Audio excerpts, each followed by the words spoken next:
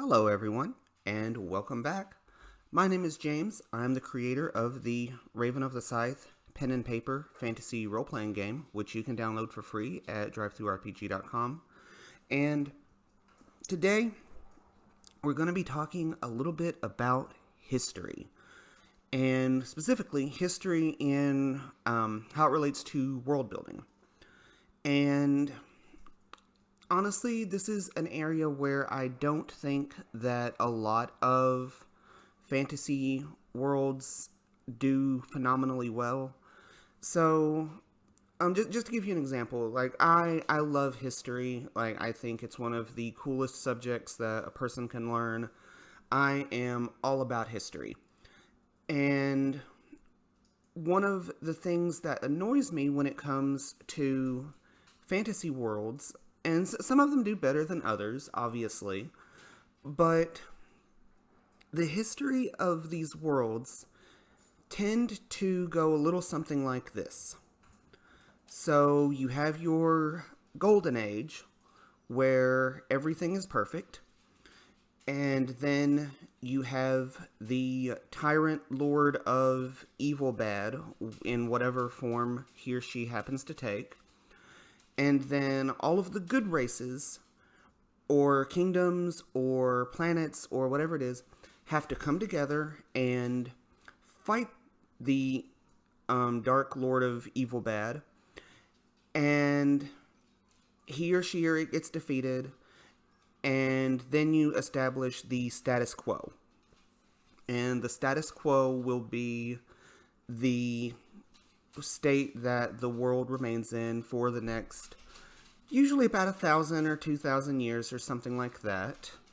And then the great evil lord of evil bad will turn back up, or one of his followers will turn back up, and all of the good kingdoms and races and planets have to come together and beat him again, which reestablishes the status quo for the most part, and it remains that way until either the next time that he or she or it shows up gets defeated again, and the story typically starts after the second encounter with them, or maybe right before the second encounter, while there's like this nameless whispered threat going on. And there's a few different various like iterations of this particular time scale, but it's honestly pretty prevalent throughout a lot of fantasy literature and games and role-playing games, all that kind of stuff, because it does very, very simplify things, and it also provides a really cohesive backdrop in which the stories are going to take place. But as I started studying history more and looking at our real world history from a few different perspectives, as best I could, that style of historical world building really, really started to not set well with me. And so that's one of the things that I tried to address in the setting I created for Raven of the Scythe, which is called Arovingia. Actually, there's one continent called Arovingia, but that was the one that I created first, so that's kind of what I refer to the entire planet as. But that's not actually accurate. I really don't have a name for the entire world or planet or whatever it is just yet. So for the time being, when I say Arovingia, I'm probably referring to the entire setting, but actually that's just the name for the one continent. Anyway, moving on. What I wanted to do with the setting for Arovingia and for its historical timeline, like the things that happen before the game really gets started, is that I wanted to create a history that was rather nuanced. And by that I mean I had a state that I wanted the world to be in when the games started. But I didn't want that to be like the status quo or anything like that. I didn't want that to be the way things had always been, or even always been like before, the last evil empire or whatever became established. Because remember, if you watched my video about races, then you'll remember one of the things that I wanted to do was avoid binary good and binary evil. I wanted everything to exist in more or less a shade of gray. Now, some of that gray is really, really bright, and some of that gray is really, really dark. But for the most part, the world is full of good actors and bad actors, and most people falling somewhere in the middle. And the goals and the motivations and the needs of the various peoples sometimes come into conflict with the goals and the motivation and the needs of other people. And I thought, what better way to reflect that than in the history of the setting?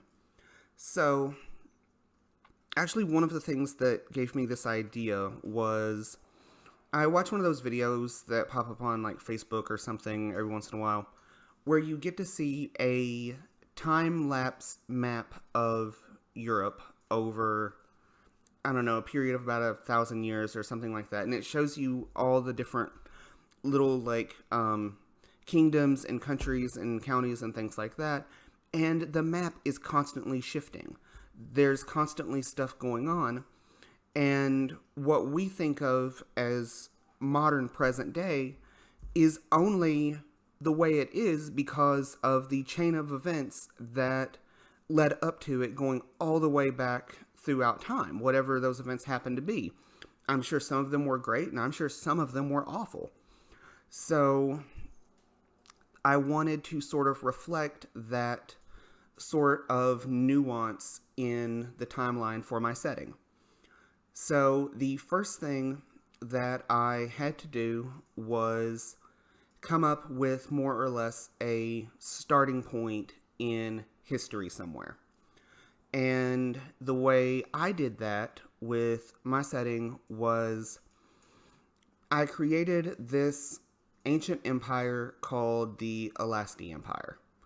And the Alasti Empire is sort of the starting point for what the people in the world think of as history.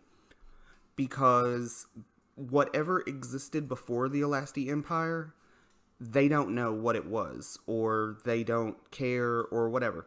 It's just, from a historical standpoint, it's not there. But then the Alasti Empire exists for about 1,000 years before it collapses. And after it collapses, you kind of first start to see the world as it exists in the rest of the setting. Now, one of the, and I thought I was rather clever about this. Maybe you'll agree, maybe you won't. One of the more clever things that I thought I did here was the Alasti Empire was apparently completely and utterly destroyed. They did not leave behind any relics or artifacts or cities that anyone can, with much degree of certainty, point at and say that was built by the Alasti people. And this causes this empire that apparently spanned the entire world to exist in sort of this nebulous state of mythology. Because remember, the people living in this setting, this, fantasy world that I've created, they don't have access to things like carbon dating or modern archaeology or any of the things that could really, really help settle these debates about when and where exactly things happen at. Now, they do have access to magic, and I'm sure that is very useful in some cases, but there's just not the degree of technology that they can bring to bear to answer these questions. So a lot of it, they just have to make it up. And there's this fable that goes along with the founding of the Alasti Empire, and to a lesser extent how it fell. But that could be history, or that could be mythology. The only real evidence that they have that this empire ever existed was the fact that people, after the fact, wrote about it. So they don't have any primary source documentation of people actually living in the empire or interacting with the empire, just people talking about what it must have been like during the empire, imperial times or whatever. And so then I have a few other things that happen. Another empire does eventually rise up, and that does serve as kind of, it's more of a storytelling kind of ease of access sort of thing. I probably butchered that entire phrase, but what I mean is, since this empire, which is much more well documented than the Alesti Empire was, it allows the setting to exist within certain preconceptions. Like, since this second empire, the Scythe Empire, since it covered most of the known world before it collapsed, that means most of the world has a common point of intersection with this empire, a common point of reference. And because of this empire, that's the reason I try to excuse everyone in the world only speaking one of a handful of a few languages, because the empire did a really good job of smoothing out linguistics so that people all throughout the empire could communicate with each other. That's the reason why everyone in the setting uses the same type of currency, because that's just what they inherited from the empire. That's the reason why everyone in the setting uses the same calendar, because they're still using the imperial calendar. And that's also why the people in the setting really tend to worship one of a handful of few religions that exist, because those religions were able to spread super quickly because of the infrastructure that this second empire put into place. So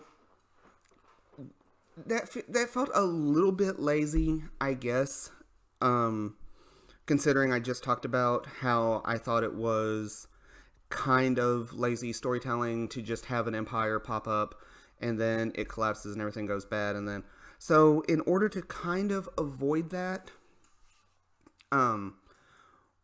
what I did was I tried to make the empire, the second empire, the Scythe, it's not really a good empire or a bad empire. It's just a powerful empire, and powerful actors tend to have really big shadows. So whatever the empire did, whether it was good or bad, had drastic effects on the rest of the world. And your perception of the empire probably depends a lot on where and when you were interacting with the empire. Now, one of the story elements that I included in the setting was that over time the empire became more corrupt, and eventually it did end up sort of collapsing on itself, and then there were a number of rebellions which finally put the nail in the coffin and the empire fell. Once that happened, it is the fall of the second empire, of the Scythe Empire, that really starts the history of Merovingia as far as the, I guess you could say, modern era is concerned. Because after the fall of the Scythe Empire, then I was able to create a number of kingdoms and have them start interacting with each other. And one of the first things that these kingdoms started doing with each other was making war and conquering each other's lands. So rather than saying, this is the way things are because this is the way things have always been, or because this is the way things have been for the last 1,000 years or so, my whole timeline is only, the current year in the setting is 1521, and the calendar starts on the day that the empire was founded officially. So, and the empire doesn't fall until about 774, I think, which means the time period between the fall of the empire and the start of play is less than 1,000 years. So within that less than a millennium time period, we have kingdoms rising and falling and becoming more powerful. We have kingdoms making wars with each other. We have kingdoms like going through revolutions and changes in their leadership and coups and assassinations and stuff like that. And while it would be inaccurate to say that it's realistic, because this is a fantasy world and it includes fantastic elements, so I don't want to say that it's quote unquote realistic. But I do think that it is a better reflection of reality than some of the other settings that I've seen just throughout my time of being involved in this hobby or being interested in fantasy type stuff. So there really aren't any good or bad kingdoms in the world of Arovingia, with maybe one exception, but that's a topic for another time. So since these kingdoms are neither good or bad, sometimes they get into it with each other and will get involved in these wars, and some of these wars are for very, very good reasons. Sometimes they would go to war to try to get resources that they needed to survive, but at the same time, the people defending themselves also want that food they need to survive. So there's an automatic conflict there. There have been wars for secession where the government kind of collapses and it needs to be settled who exactly is going to rule and how. There was one war that happened. It started with an argument in a tavern that escalated to a conflict of the militaries from 3 different kingdoms getting involved in it. And one of those kingdoms isn't even in the setting anymore. Like, it's fallen, it's lost to time, like, it doesn't exist. I wanted to create a setting with a history where that if you looked at the map over time, like a political map, you would see the borders changing. And to me, that was a very important design note or design decision on my part.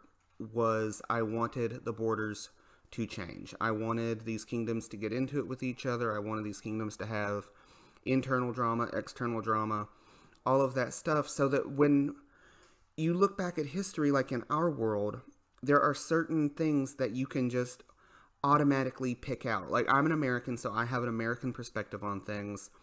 And so I understand the historical context of things like Washington crossing the Delaware, or Neil Armstrong walking on the moon, or the Gettysburg Address. Like, all of these things are part of my inherited history.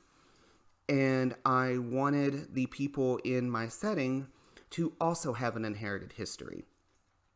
And so I spent a lot of time working on the history of this setting.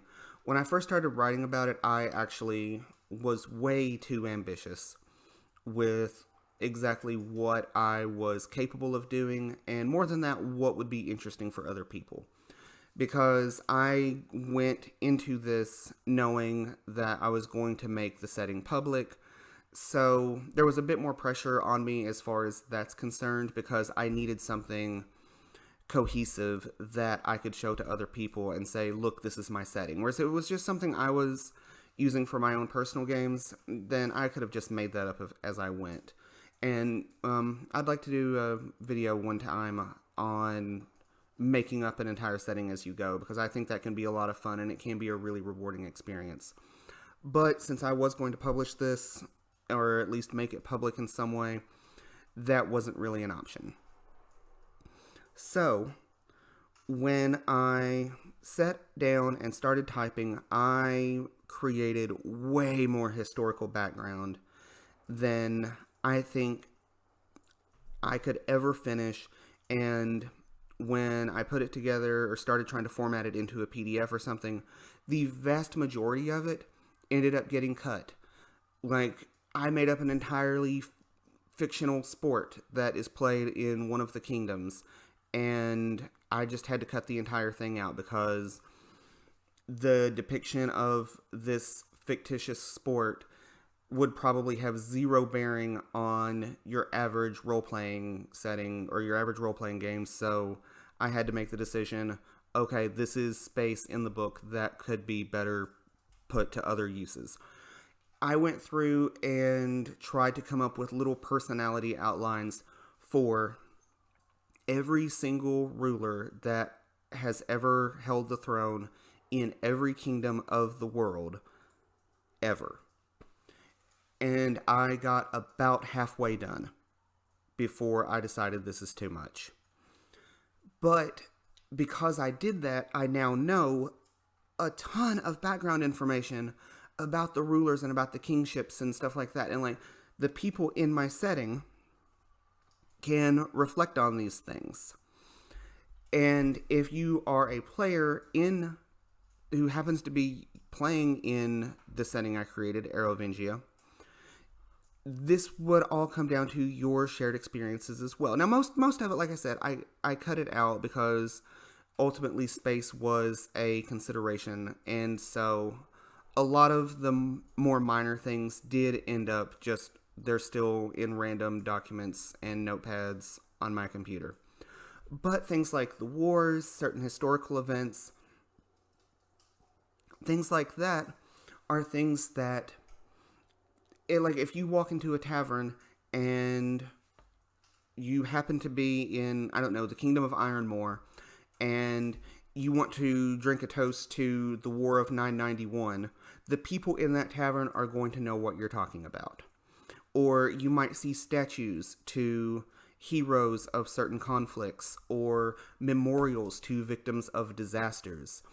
And I tried to include as many little tidbits like that as I could that would help make the world feel lived in. Like it exists and it has existed for a period of time. That was my goal. Whether or not I was entirely successful in that endeavor or not remains to be seen, but I'm proud of the work that I did. Now, not incredibly long ago, I became aware of a website called World Anvil. And I remember I brought it up because I think I heard another video talking about it or something, because I watch a lot of role-playing related and world-building videos and stuff. So I heard about World Anvil enough that I decided to go look at it. I went there, I made an account, I looked around a little bit and said, well, this isn't for me. And I can't even remember why I said that. I think it was because I was looking for something very, very specific at that time, and World Anvil just didn't offer the exact niche thing that I was after right then. So I decided not to do anything else with it. But not long ago, I took another look at World Anvil and just decided to see if, maybe I should give it another shot or something like that. And I have to say that I am pretty impressed with some of the organizational options that World Anvil offers for world building and stuff like that. I'm still not 100% sold on it. I don't know for certain if this is something that I'm going to keep up with or anything like that. But for right now, I am trying as best as I can to kind of import my world, Arovingia, from the random PDFs and Word documents and things that I've already made public and the ones that I still have on my computer. And I'm trying to put those over into World Anvil so that if anyone else wants to take a look at it, they can. And I'll leave a link in the description. So if you're interested, you can check out Arovingia as well and maybe even have your games there. That would be great. I would love to hear about it. But one of the tools that World Anvil gives is its timelines feature. And that's a feature where you can just go in, click on a little button, says create historical event, and you put in the event, you put in what year it happened, you put in where it happened, you put in the people involved and a little synopsis, and then it will show it on a timeline. And you can even arrange them based on how important they were. Like, you've got everything from like era changing events, like, I don't know, the founding of the Church of Anansi, to trivial non-important events, like King falls off his horse and dies. But one of the things I like about this is it gives me a place to put those little tidbits and the small little unimportant historical facts that didn't quite make it into the setting itself. And almost more than anything else, that is really selling me on it, because now space in like a PDF book style form isn't so much an issue. And that way, if you desperately need to find the date of a specific like war or major event or something like that, it's right there. You can go straight to it, and you don't have to flip through, 20 pages of random historical trivia. But that random historical trivia is still there, and it can be organized in a way that makes it very easy to find and navigate. So, I'm not 100% sold on World Anvil yet, but I'm very, very close. But for the time being, I'm going to keep using it, and I don't plan on deleting any of the stuff that's already up there. If you do go check it out, please let me know what you think. There's spaces for comments on the website itself. You can also, of course, comment on any of my videos or whatever. I would love to know what you think, or any suggestions, or basic, just anything in general. But so far, it's been a pretty positive experience, and I also have a new map maker program that I'm using to kind of make the maps of Arovingia look a bit more pretty. And I'm really excited about this. World building is one of my favorite parts of gaming, and this has been one of the more fulfilling parts of creating Raven of the Scythe, was trying to think of the world that the game takes place in. Now, if you don't want to use Arovingia, because like I said, world building is one of my favorite parts. I think there's a lot of GMs out there that feel the exact same way. If you don't want to use Arovingia, by all means don't. Like, you can use it in your own world, you can use it in another world, like whatever. It doesn't matter. I tried to keep the setting information completely separate from the rules information, so that it would be super easy to play Raven of the Scythe in another setting, or to use the setting of Arovingia, if you really like it, with another game system. I wanted both of them to exist completely independent from each other, even though Arovingia is technically, I guess, the default setting for the Raven of the Scythe role-playing game. But that has just been my thoughts on history and world building, and how I tried to solve what I perceived as a couple of shortcomings within the standard fantasy historical timeline that you see in a lot of settings. But those are just my thoughts. If you have any opinions about anything whatsoever related to role-playing, whether it be history or world building, or the world of Arovingia, or the Raven of the Scythe role-playing game, or how to run a game, anything that you would like to know my thoughts on, let me know in the comments below.